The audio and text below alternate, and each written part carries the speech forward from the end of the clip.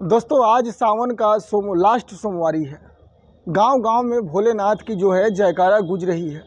लेकिन बिहार के भागलपुर में एक प्रेम लीला ने सावन की पवित्रता को नंगा कर दिया है। 50 साल की दुल्हन और 18 साल का दूल्हा। दोस्तों सुनने में कुछ अजीब सा नहीं लग रहा है? एक मंदिर में 7 फेरे, फिर भक्ति के नाम पर रिश्तों की सारे हदी तोड़ दी गई। तो दोस्तों आप लोग कहानी में शुरू से लेकर अंत तक बने रहिएगा। कहानी को आप लोग पूरा समझ के जाइएगा और अपना राय जरूर दीजिएगा। दोस्तों सावन में शिव भक्ति होती है। लोग कांवर लेकर हर हर महादेव करते हैं और अपना अपना जल भरने निकलते हैं। लेकिन इसी गांव में शिव की आड़ में जो देह का सौदा हो गया, वो सौदा था 50 साल की ज्योति देवी, जो अपने पोते के उम्र के लड़के के साथ ऐसे इश्क लड़ाती थी कि सावन को सोमवार को उसी लड़के के साथ मंदिर में फेरे ले आई। इसलिए कहते हैं दोस्तों प्यार अंधा होता है। 18 साल का कन्हाई सुबह जलाभिषेक करने निकलता था, लेकिन शाम को उसी मंदिर में प्रेम अभिषेक करने पहुंचता था। दोस्तों उसके साथ किसका हाथ था? आखिर उस मंदिर में ही ऐसा क्यों करता था? क्या साधु के हाथ था? ये कोई गलती नहीं थी दोस्तों, बल्कि ये पूरी प्लानिंग थी, जिसमें देह, वासना और इज्जत सब कुछ दांव पर लगा था। दोस्तों गांव में लोग कांवर उठा करके निकले थे और उधर ज्योति देवी कन्हाई को अपने देह की दुनिया में खींच रही थी। बोल रही थी आज मेरे को बर्दाश्त नहीं होगी, आज आपको आना पड़ेगा। कन्हाई कहता था अपने घर वाले से कि मैं जा रहा हूँ जल चढ़ाने, और जवाब मिलता था कि अब तू क्यों जाएगा, तू तो अब तो आवारा हो गया। मतलब घर के तरफ से जो है आवारापंथी का जो निशानी था सब बोलते थे। सावन के सोमवार में जहाँ शिव पार्वती का पवित्र मिलन होता है ना, लेकिन भागलपुर के इस गांव में देह की माया खेली जा रही थी। मतलब अवैध संबंध बनाया जा रहा था। उसी पवित्र स्थान पर भोलेनाथ के सामने व्रत और उपवास की जगह रिश्तों का बलात्कार किया जा रहा था। मतलब दोस्तों ये सब जो है, जैसे घर वाले को खबर लगा, बेटी दामाद को खबर लगा कि माँ ने पोते की उम्र के लड़के से शादी कर ली है, तो दोस्तों हक्का बक्का रह गया। वो तुरंत 10 लोग को इकट्ठा किया और पंचायत पहुँचे। पंचायत ने कहा कि बिल्कुल ये इज्जत का ख्याल नहीं करा, मगर उसके घर वाला बोले हमने भोले के नाम पर ये व्रत रखा है, अब ये मेरा दूल्हा रहेगा। जब पंचायत कुछ नहीं कर पाई तो दामाद थाने पहुंचा, लेकिन पुलिस ने भी सीधे हाथ खड़ा कर दिए।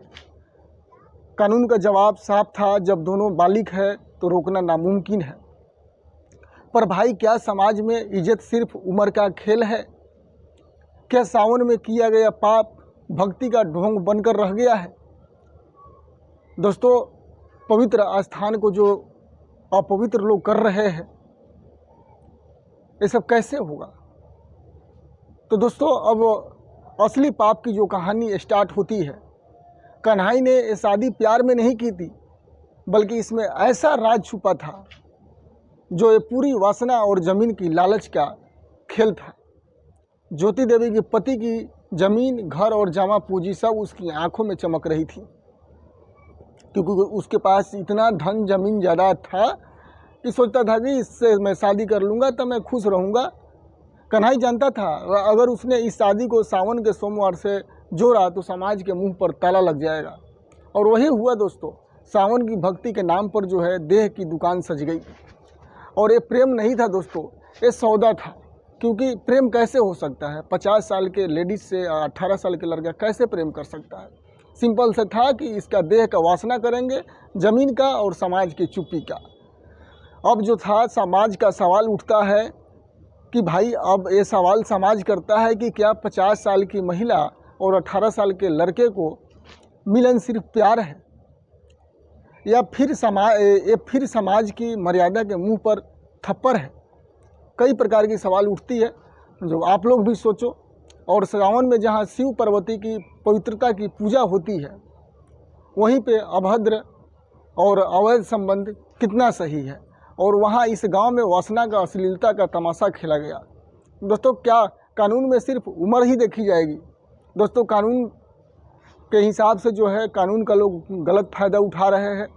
रिश्तों की पवित्रता, समाज की इज्जत सब मतलब आजकल के ज़माना में कलयुग में मतलब हो गया है। तो दोस्तों ये कहानी अब सिर्फ भागलपुर की नहीं रही, बल्कि ये सवाल हर घर का है, क्योंकि अगली बार सावन में एक खेल आपके दरवाजे पर भी हो सकता है। इसलिए दोस्तों आप लोग भी सचेत रहिएगा और आप लोग भी किसी भी प्रकार की कोई लालच में मत जाइएगा। मैं कहानी के साथ आप लोगों को सचेत भी करता हूं। अब फैसला आपका है, आप बताओ ये शादी इश्क की जीत है या सावन में रिश्ते की बेशर्मी है, आप ही लोग तय करोगे, क्योंकि मैं तो आप लोग के सामने स्क्रिप्टिंग कर दिया। बताओ आप कमेंट में अपनी राय ज़रूर बताएं। और दोस्तों ऐसे ही बोल्ड, रियल और अंदर तक हिला देने वाली सच्ची घटनाओं के लिए हम जुड़े रहिए हमारे आपके जो चैनल है, अपनी चैनल जो है, हमारा नहीं है, ये तो आपकी है। सच्ची घटना जो चैनल आप सब की है, उस पर मैं काम कर रहा हूँ और मैं हूँ अब है दोस्तों। फिर मिलता हूँ एक और कड़क कहानी के साथ, जो अंदर से झकझोर देने वाली कहानी के साथ। तब तक के लिए दोस्तों सावधान रहिए और सतर्क रहिए।